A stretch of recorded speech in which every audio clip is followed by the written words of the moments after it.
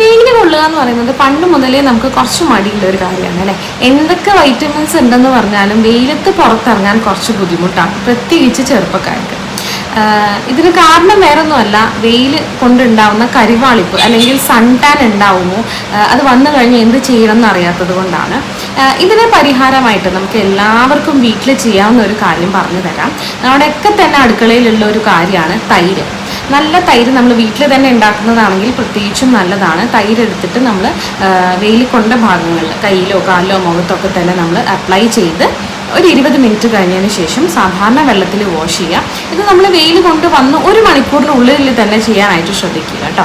ഇതുപോലെ തന്നെ ചെയ്യാവുന്നതാണ്. ആഴ്ചയിൽ ഒരു ദിവസം നിങ്ങൾക്ക് തൈരും കടലമാവും ചേർത്ത് മിക്സ് ചെയ്ത് ഫേസ് പാക്ക് ആയിട്ട് ആഴ്ചയിൽ ഒരു ദിവസം 1-2 ദിവസം നിങ്ങൾക്ക് ഫേസിലും കയ്യിലൊക്കെ അപ്ലൈ ചെയ്യാവുന്നതാണ്. ഇതിനേക്കാളൊക്കെ പ്രധാനപ്പെട്ട ഒരു കാര്യം സൺസ്ക്രീൻ പ്രോപ്പറായിട്ട് യൂസ് ചെയ്യുക എന്നുള്ളതാണ്.